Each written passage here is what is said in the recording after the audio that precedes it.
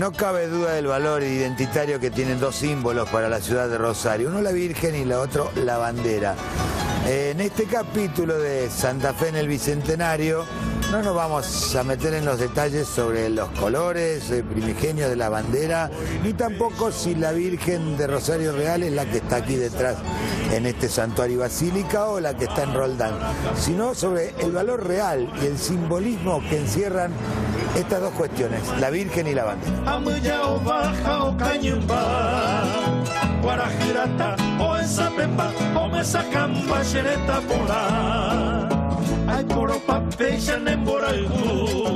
Mi nombre es Mario Gluck y soy profesor de Historia, doy clases en la Universidad Nacional de Rosario, de Historia Latinoamericana, y hoy vamos a hablar del valor o de lo que significa la Virgen en la identidad rosarina.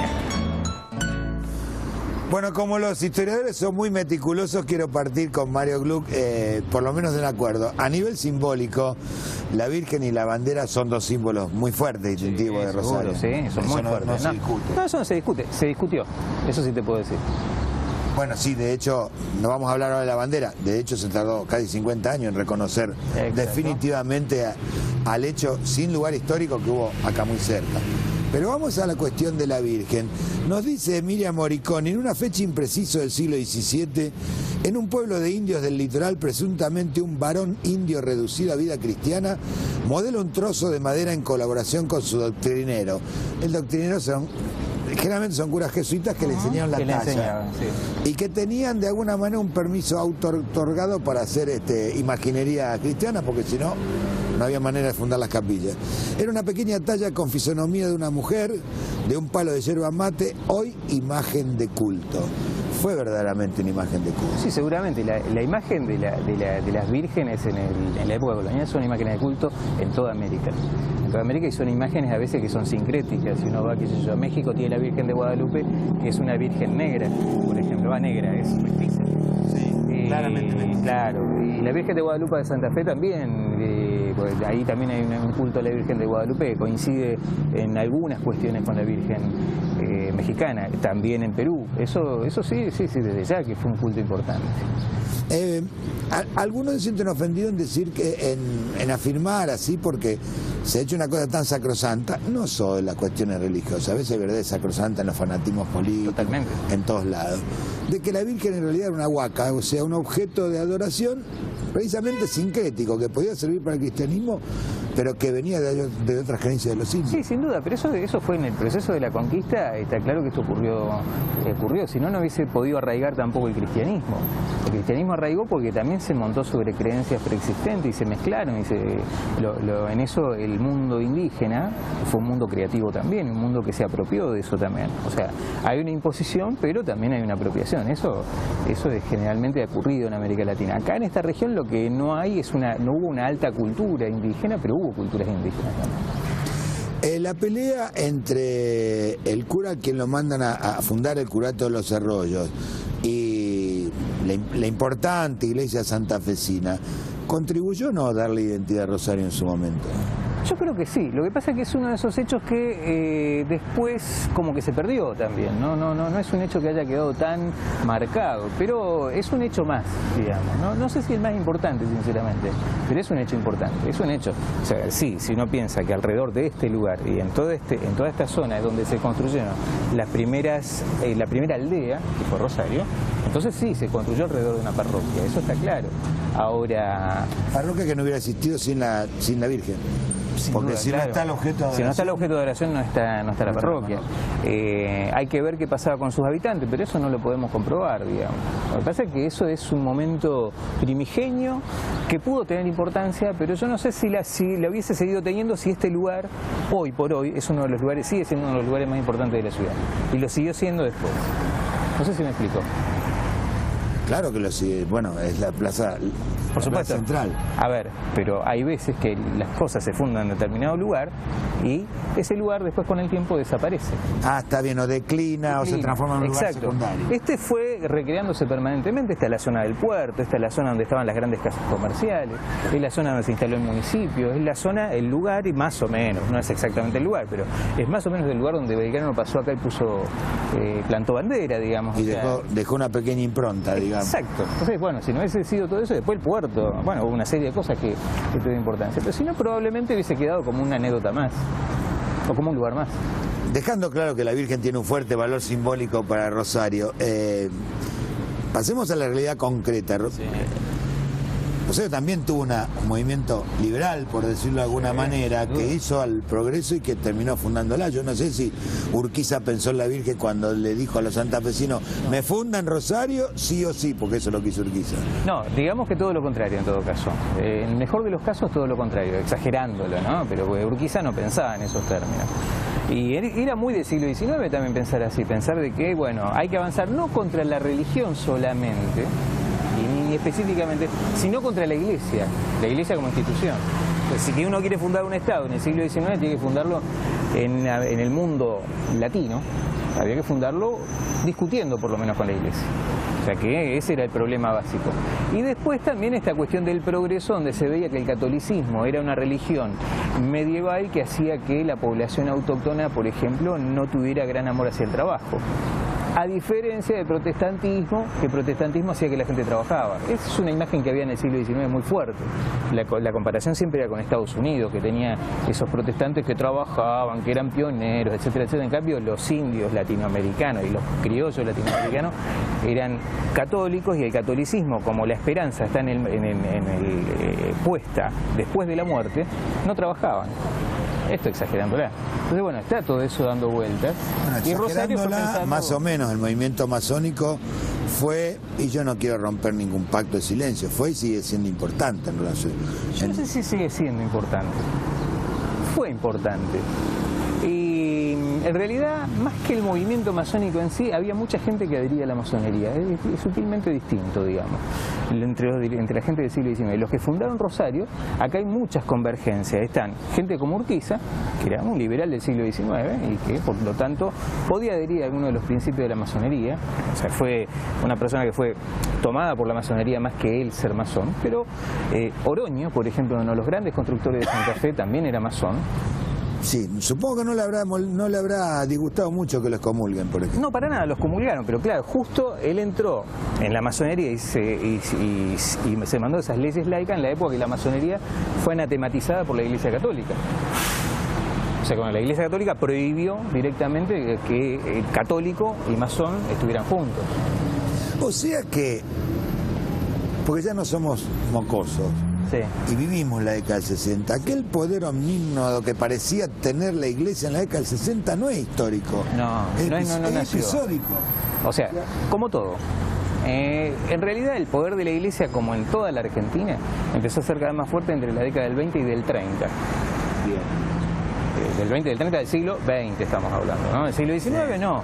Siglo XIX, la Iglesia, en realidad la Iglesia en la Argentina, como es un lugar donde la Iglesia no tuvo grandes bienes, por ejemplo, diferencia de México, diferencia de Colombia, diferencia de otros lugares de Latinoamérica, entonces no fue nunca muy fuerte. Pero es cierto que el Estado fue laico casi desde el inicio, con transacciones, con negociaciones con la Iglesia, porque tampoco el roquismo y la generación del 80 fue anticlerical totalmente, no fue antipapa ni anticlerical. Pero bueno, tuvo su contradicción y tuvo su problema. Urquiza también, originalmente. Lo que ocurre es que acá la ciudad de Rosario es una ciudad particular en ese aspecto, como podía ser otras ciudades del país como Neuquén, como Concepción del Uruguay, por ejemplo, que son ciudades que no fueron nunca estrictamente coloniales. Entonces la Iglesia directamente no estaba ahí. Y fue un lugar donde se asentaron muchos de los liberales argentinos del siglo XIX y también, en el caso de Rosario, muchos que venían de Italia, que venían de España. Acá cayeron muchísimos republicanos en esta región, republicanos de la primera República Española, desde 1873. Bueno, sí, de hecho, en principios del siglo XX se la consideraba una ciudad tan anarquista como Barcelona. Exactamente, justamente. O sea, a ver, el anarquismo y el liberalismo no se fusionaron, pero convergieron acá en esta ciudad, precisamente porque era una ciudad donde la iglesia no era fuerte, entre otras cosas, y había un movimiento anticlerical muy fuerte. Massinianos, o sea, si uno te dice, una de las grandes familias de Rosario son los Pinasco. Los Pinasco eran massinianos, estaban por la unificación italiana y estaban en contra del Papa y en contra de la Iglesia Católica, y eran masones. Hubo un intendente de Rosario, Daniel Infante, que era muy masón, era español, y llegó a hacer cosas como querer estatizar los prostíbulos en la década del 10, del 11. Sí, o trazar exactamente desde este lugar dos diagonales, una que uniera hacia allá, yo estoy hablando como si la gente se diera cuenta, por la avenida Godoy, y otra hacia el cruce Alberdi, y una visión espectacular, porque debe haber habido 20 autos en aquella época. Y se lo acusaba de querer hacer eso por hacer un triángulo masónico, una tontería. Una estupidez, pero sin embargo él no lo pensó así, él dijo, esto es lo más racional que puede haber, hacemos diagonal y chau. Que la copia era de una ciudad que sí, una ciudad que era estrictamente masónica y diagramada como masónica, que era La Plata. La Plata no está hecha en damero, está hecha en diagonales. Y fue hecha por masones La Plata, en gran medida. Los arquitectos que la diseñaron fueron masones. Pero Rosario tuvo esa característica de ciudad masona entre mediados del siglo XIX y a principios del XX. Muy fuertemente, te insisto, comerciantes. Y quizás por eso la iglesia, cuando se pudo tomar una revancha, fue especialmente reaccionaria acá en Rosario. Es probable. Conservadora, ¿no? Conservadora, es muy probable. Habría que verlo eso en el Vaticano, digamos, porque es probable que haya sido una estrategia del Vaticano, decir, bueno, acá esta ciudad, lo que incluso hay colegas mías, como María Pía Martín, que ha trabajado estos temas y que me mostraron algunas fuentes de unos sacerdotes que trabajaban por la zona de acá del interior y que se quejaban de que la gente no les daba corte, no les daba importancia. O sea, que muchos no se casaban, muchos chacareros, ni hablar de los obreros, que eran anarquistas en general, no le daban ni 5 de pelota directamente, o sea, no tenían problemas en ese sentido en arraigar. En síntesis, no cabe duda del papel fundacional de la Virgen en cuanto al agrupamiento de la villa originaria que después dio lugar a la gran ciudad. Es un mérito que no se le puede quitar. No, sin duda, eso está, porque aparte lo curioso de todo esto es que está un momento, que es 1908, cuando se pide, un sector de la ciudad pide, el sector de comerciantes, también de la ciudad católicos, piden que se instale un obispado, y la reacción que hay de la otra mitad de la ciudad es tremenda. Para que no se instale. Porque dicen que los curas son corruptos, que son, no dicen pederastas, en esa época todavía no se hablaba todavía estrictamente de esto, pero decían que eran seres abominables realmente, los sacerdotes, y corruptos sobre todo. Entonces no había... ¿Escrito? Está escrito, si querés te lo muestro. Te lo puedo leer. A ver. Porque fue una manifestación muy interesante que hubo en 1908 en contra de la instalación del obispado. Digo, los que suscriben, y esto lo firman mucha gente de apellido, gente como los Pinasco, gente del Partido Socialista, que era pequeño acá también, del anarquismo, se juntaban todos en contra de la instalación de la iglesia. Los que suscriben piden respetuosamente a vuestra excelencia, o sea, a las autoridades nacionales, quiera tener muy en cuenta que en esta ciudad eminentemente comercial y en su mayoría de ideas definidamente liberales, piensan que la creación de un obispado es acto que no solo recarga el presupuesto de la nación, sino que es algo tan innecesario que bien puede eliminarse, asegurando a vuestra excelencia que si esta ciudad se llamase a un plebiscito, ya sea permitiendo el voto a ambos sexos, la mayoría votaría para que usted no se preocupe de dotarnos de obispos. Personajes que conceptuamos sin utilidad y contrarios a la mayoría de la opinión de este pueblo.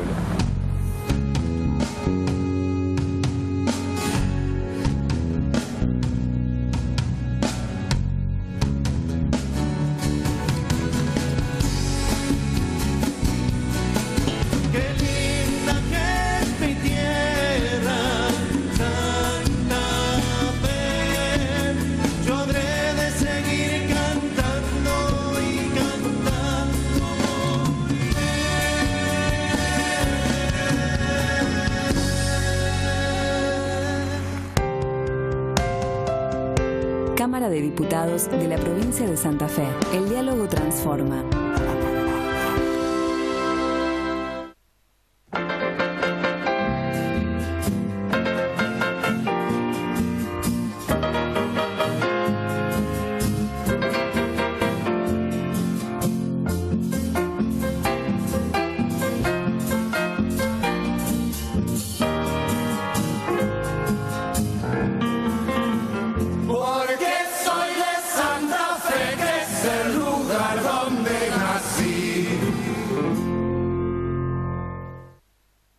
No queda duda que todos los rosarinos estamos identificados con la bandera, es prácticamente un orgullo, estamos en el lugar que simboliza a Rosario y que difícilmente se cambie ese simbolismo, el Monumento Nacional a la Bandera. Bueno, pero ¿por qué en Rosario? Tenemos que tener en cuenta las condiciones de la situación del momento.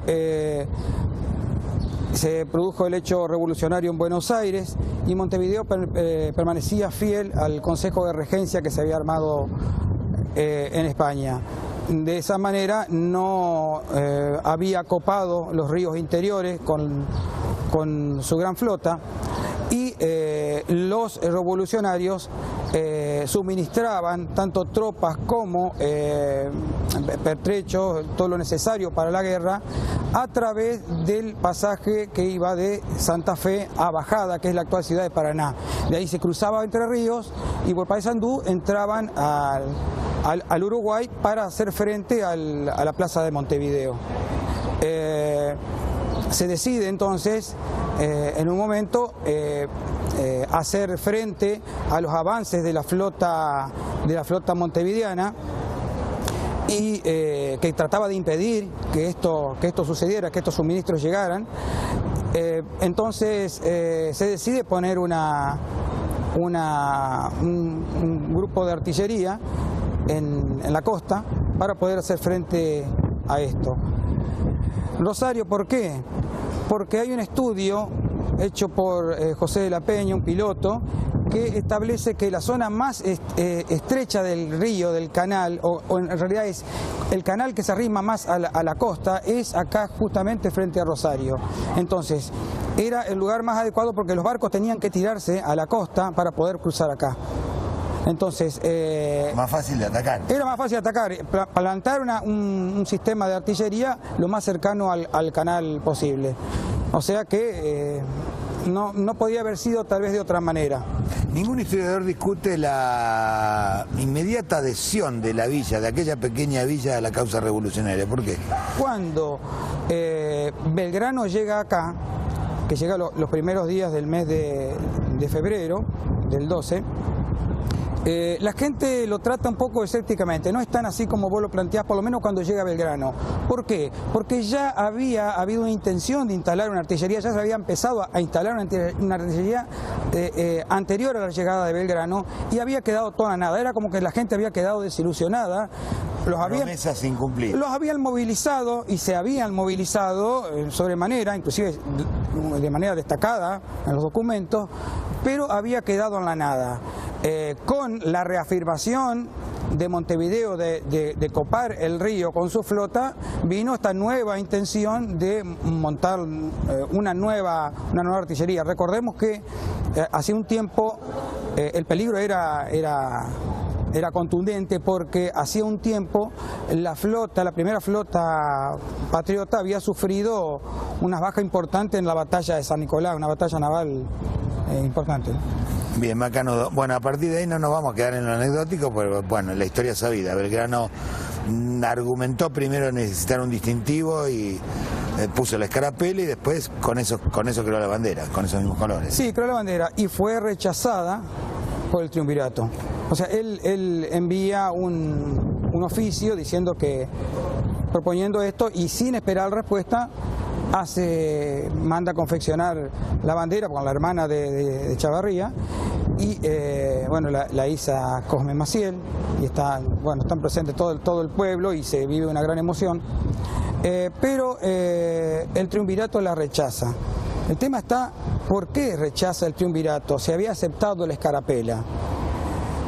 Hay varias cuestiones acá que se pueden analizar. Una cosa es una escarapela.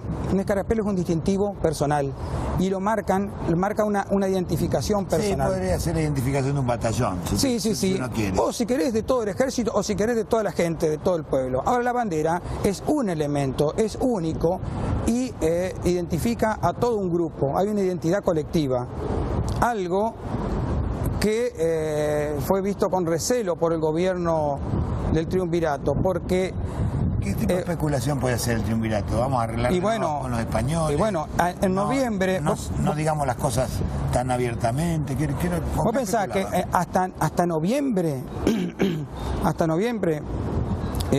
se hablaba, en los documentos figura esa adhesión a Fernando VII, porque se creía que era inminente la llegada de Fernando VII otra vez al poder y había posibilidad de continuar adherido a la corona española. Así todo, por supuesto, había pensamientos independentistas, inclusive los mismos que hacían ese tipo de cosas.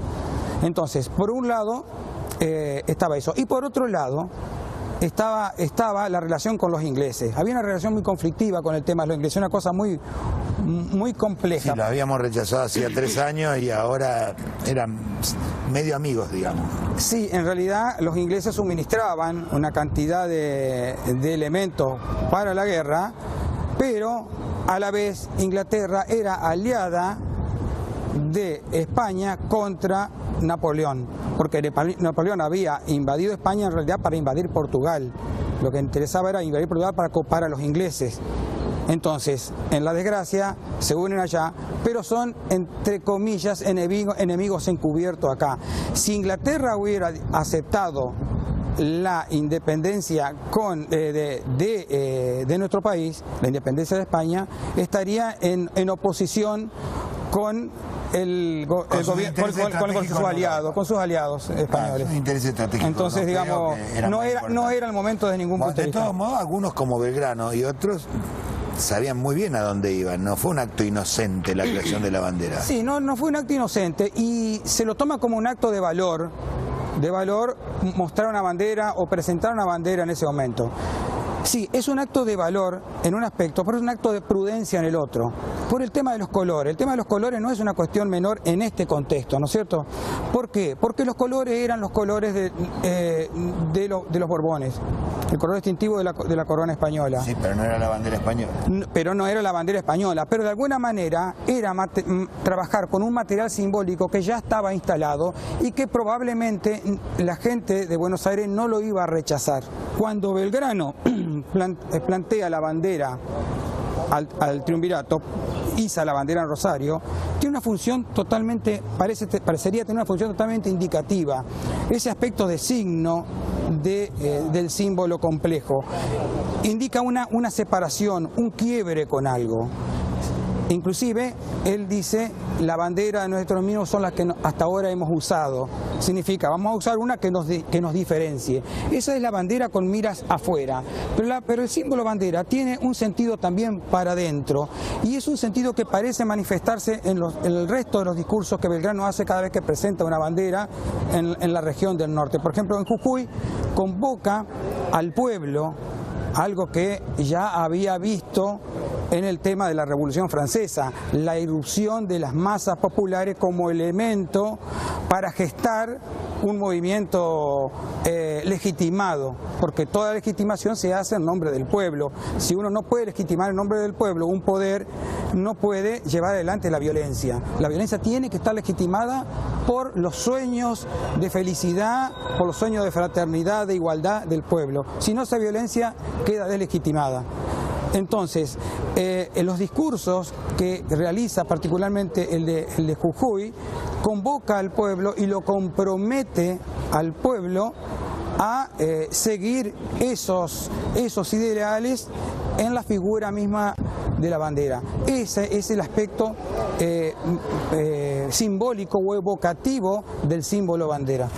¿Por qué tardó la Argentina, ya constituida como República Argentina, tantos años en oficializarla, reconocerla, porque fue hacia 1861, según todo? Sí, fue son como 50 años. Tardó tanto, fue el tiempo que tardó Buenos Aires en imponer la bandera, porque tenemos que tener en cuenta que imponer una bandera es llevar adelante un proceso de formación de un imaginario colectivo que, por supuesto, se puede llevar adelante por medios militares, que de hecho lo hicieron, pero también tiene que estar acompañado por los elementos simbólicos. Entonces, de alguna manera, la gente, el pueblo, a quien se les trata de implantar, se les trata de sembrar en esa mentalidad colectiva, esta nueva legitimidad, tiene que reconocer eso. Tenemos que tener en cuenta que en la época que se da la Revolución de Mayo no había un sentimiento nacional. Los sentimientos pasaban, por ejemplo, por el hispanoamericano o los sentimientos provinciales, que sí, son propios. Los regionales, provinciales les llamaríamos, pero son regionales, sí. Sí, por eso aparece la provincia de Santa Fe como Estado antes de la República Argentina. Sí, por supuesto. Entonces, tratar de sembrar esa nacionalidad es todo un problema y es muy costoso. Después de la batalla de Pavón, antes de la batalla de Pavón hay una proliferación de las banderas provinciales, y hay un combate simbólico entre esta bandera que se pretende nacional y las banderas provinciales. Después de la batalla de Pavón hay una retirada, por supuesto, de los gobiernos federales, hay un retroceso de los gobiernos federales, y tanto el gobierno porteño, el poder porteño avanza, como avanzan sus símbolos y su forma de adoctrinar. Entonces, es ahí donde se empieza a reconocer. Pero también la situación ya es otra, ya las provincias buscan otras cosas, cambió el tiempo. A partir de ahí, más o menos de ese momento, empiezan los rosarinos a resucitar este acontecimiento, a tomarlo verdaderamente no como algo porteño, sino como algo propio, y empiezan a marcar a construir su propia identidad. La primera manifestación probablemente sea la del el escudo municipal de la ciudad. El escudo municipal tiene el río, tiene un sol, tiene una fortaleza y un brazo enérgico que se dice que es de Belgrano sacando la bandera. Esa es una de las primeras manifestaciones. Después vendrán las otras. Por ejemplo, en los años 70 ya se empiezan a preocupar por la construcción de un monumento en la isla, cosa muy compleja porque las islas han cambiado mucho, y bueno, después seguimos con el tema del monumento, la estatua ecuestre más adelante, ya en los años 20, la estatua ecuestre... O sea, de alguna manera estás diciendo, un poco para ir concluyendo, que este monumento fantástico, el único país que tiene un monumento a la bandera, o uno de los pocos que lo tiene, es por una especie de acuerdo, iniciativa de los rosarinos, pero un acuerdo de los porteños de decir, bueno, esta es nuestra bandera. Sí, es un acuerdo, pero hay que marcar la iniciativa de los rosarinos, porque los símbolos van cambiando. Los símbolos no tienen los mismos valores siempre, son cosas totalmente dinámicas. Entonces, eso que fue un hecho de un gobierno de Buenos Aires en un poblado que es Rosario, pasó a ser la marca identitaria de la ciudad y ya es propio. El monumento a la bandera, eso, como vos decís, es una concesión, pero el rosarino lo toma como propio. Y hay otra cuestión también que es interesante. Hablamos de una especie de batalla simbólica entre banderas, son batallas entre identidades, ¿no? Los símbolos, en el caso extremo de su potencial, los símbolos terminan siendo lo que representan. Y la bandera representa la identidad nacional. Entonces la bandera hoy es la patria. La bandera, se puede prescindir de la imagen de la bandera, pero no del concepto de la bandera. La Virgen y la bandera son símbolos identitarios, pero no son símbolos fijos. Van cambiando a través de los tiempos su significación. Y no es blasfemo, ni en el caso de la Virgen, ni en el caso de la bandera, ir reconociendo por qué en cada momento subieron y bajaron la consideración de los rosarinos.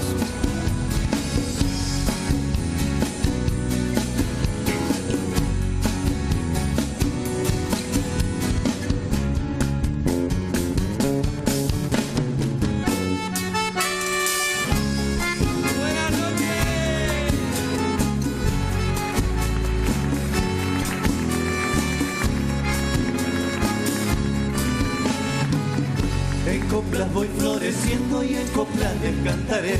Florezco como el aroma porque soy